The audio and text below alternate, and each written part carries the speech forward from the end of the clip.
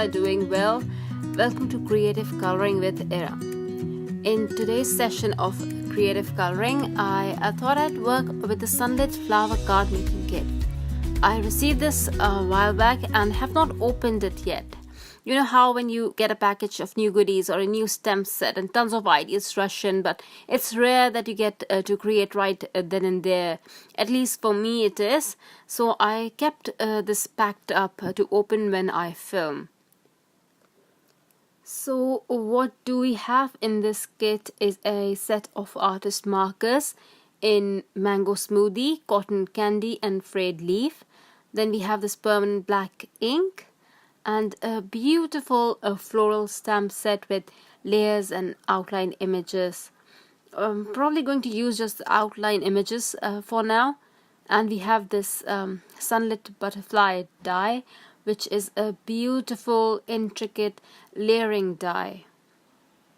And then we have a bunch of note cards. I guess I'm just going to open this up really quickly to have a look. Yeah, they are note cards.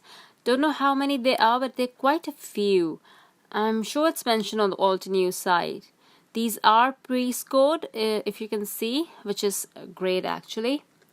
And then we have the envelopes in Lagoon, Autumn Blaze. Then there's this Deep Iris.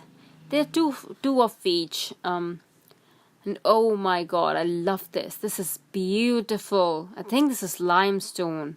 Love it. I think I need more of these. And then we have the Warm Sunshine, and I think this is Espresso.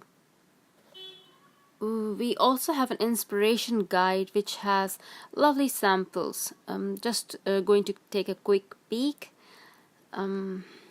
Yep, they are beautiful samples here, and this will be very, very, very helpful, but I'm not going to look at it right now. Don't want to influence my card making. Okay, so I will use my own permanent black ink pad instead of the new one, since it's already open and always there on my desk. I am using Crest Solar White cardstock because I have planned I will color with artist markers that came in the card kit. Just going to stamp both the flowers and a few leaves. I will stamp a few smaller leaves and other leafy stamp off camera later on after I'm done with the coloring, because my floral arrangement looked a little bare. I have no plan at all. All I know right now is that I'm going to color my flower in two tones, Mango Smoothie and Cotton Candy. You will see that I will try this combination both ways. First I will use the Mango Smoothie and then Cotton Candy, and then I will try first using Cotton Candy and then Mango Smoothie. After testing this out, I decided to go with the former combination of first adding Mango Smoothie and then Cotton Candy. It just looked better to me. You will see that I get more confident halfway through coloring the flower. And the second flower I colored, it's then I found out how easy this is, because I was just trying to figure out what I will do on the first one, and the second one I colored like a pro. I also grabbed my colorless blender to lighten the edges, and I loved the soft look it gave to the petals. And while I was lightening the petals, I discovered I could pick up color with the help of a colorless blender. I was so excited. The alcohol marker areas still new to me, and I discover new things every now and then and get all excited. I'm sure most of you already know this, that you can pick up color with a colorless blender, but this is new to me. So I was pretty stoked. I will go over the center of the flower once more with Cotton Candy and Mango Smoothie to show a bit of depth.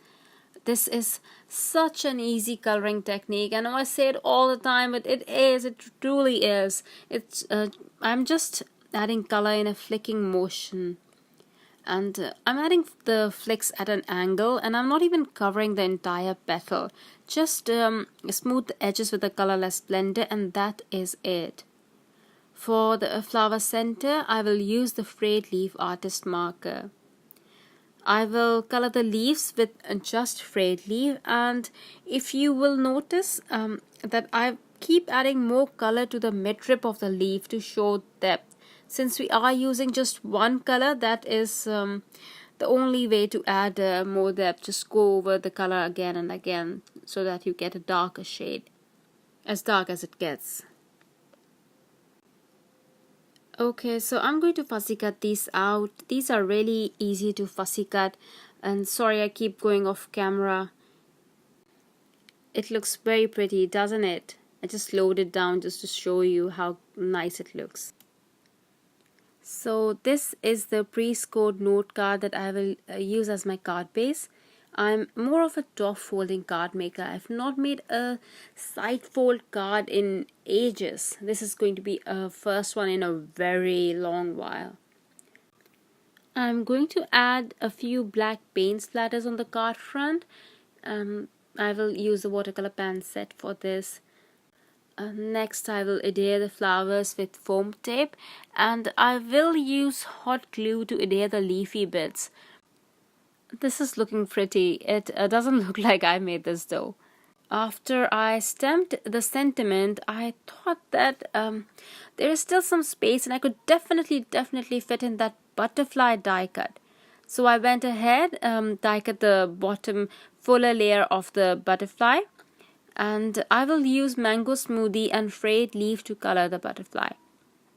First I will add mango smoothie closer to the butterfly's body, and then add frayed leaf. I will use the colorless blender again to smooth out the harsh lines to give it a more blended and softer look. So I placed the butterfly and didn't like it at all. I thought maybe it's because it had no detail to it, so I doodled and outlined sort of, and that made a whole lot of difference. I'm going to glue this down with hot glue. After I was done with the card, I picked up the envelope that I really liked, the limestone one, so I could make a matchy envelope. A few boo-boos coming up, I warn you. I started stamping without keeping my foam pads, so I missed a couple of spots, and then I put my hand over the wet ink, the side of my palm, and I'm not used to stamping on the envelope, you see. It's a completely different kind of paper.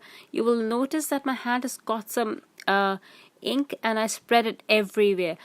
I didn't notice it. I noticed it after I was done adding the missing lines.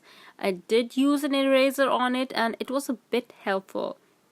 I decided I would add black paint splatters and that would hide the ink marks a bit. They won't be that noticeable.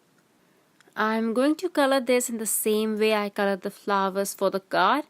This will look a little different since the envelope is not white, but a very beautiful subtle grey color.